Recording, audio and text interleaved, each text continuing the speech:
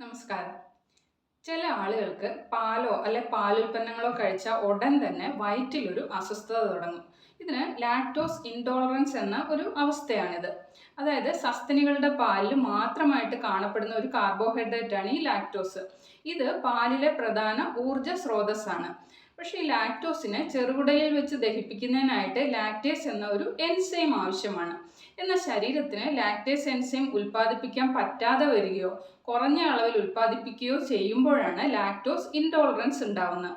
ഈ അവസ്ഥയുള്ളവർ പാല് കുടിക്കുമ്പോൾ ചെറുകുടലിൽ എത്തുകയും ലാക്ടോസ് വിഘടിക്കാതിരിക്കുകയും അത് വൻകുടലിലേക്ക് കടക്കുകയും ചെയ്യുന്നു. അവിടുത്തെ ബാക്ടീരിയ ഇതിനെ ഗ്യാസും ആസിഡും ഒക്കെ ആയിട്ട് മാറ്റുന്നു. അതിനാൽ അസഹനീയമായ വയറുവേദനയും അസ്വസ്ഥതയ്ക്കും ഒക്കെ കാരണമാകുന്നു.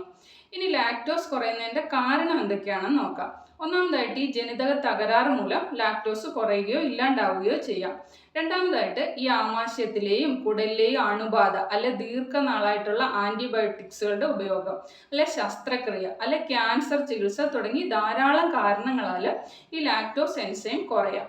പിന്നെ ജന്മന നവജാത ശിശുക്കളിലും മാതാപിതാക്കളിൽ നിന്ന് ലഭിക്കുന്ന ജീനുകളുടെ തകരാറ് മൂലവും വരാം. അടുത്തതായിട്ട് ഈ ജനനസമയത്ത് ചെറുകുടൽ പ്രോപ്പറായിട്ട് ഡെവലപ്പ് ചെയ്തില്ലെങ്കിൽ ഇങ്ങനെ വരാം. ഇത് പ്രായം കൂടുന്നതിനനുസരിച്ച് മാറാം.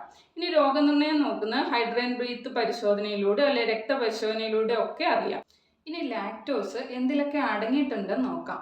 എല്ലാ മൃഗങ്ങളുടെയും പാല്, മറ്റു പാലുൽപ്പന്നങ്ങളായിട്ടുള്ള butter, cheese, cream, ice cream, yogurt ഇവയിലൊക്കെ ലാക്ടോസ് അടങ്ങിയിട്ടുണ്ട്.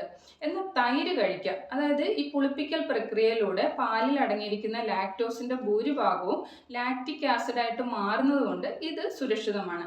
പക്ഷെ പാല് ചേർന്നിട്ടുള്ള milk chocolate, condensed milk, bake ചെയ്ത ഭക്ഷണങ്ങൾ, പ്രോസസ്ഡ് ആയിട്ടുള്ള ഫുഡ് ഐറ്റംസ് ഒക്കെ ലാക്ടോസ് അടങ്ങിയിട്ടുണ്ട്. ഈ പറഞ്ഞ ഭക്ഷണങ്ങൾ ഒഴിവാക്കുന്നതിലൂടെയോ അല്ലെ നിയന്ത്രിക്കുന്നതിലൂടെയോ ഈ പ്രശ്നം ഒരു പരിധി വരെ പരിഹരിക്കാം.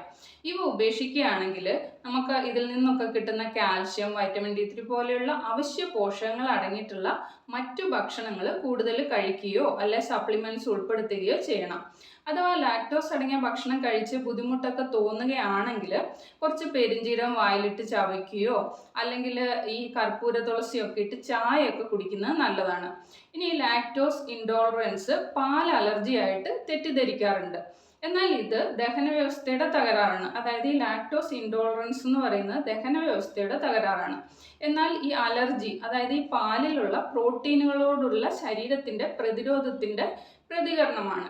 അപ്പോൾ ഈ പാലിനോട് അലർജി ഉള്ള ഒരാൾ ഈ പാലോ അല്ലെ പാലുൽപ്പന്നങ്ങളോ കഴിച്ചിട്ടുണ്ടെങ്കിൽ അത് ചെറിയ അളവിലാണെങ്കിൽ പോലും അലർജി വന്നിട്ട് ജീവന് തന്നെ ഭീഷണിയാവാം. അതുകൊണ്ട് തന്നെ ഇത് പ്രത്യേകം ശ്രദ്ധിക്കുകയും വേണം.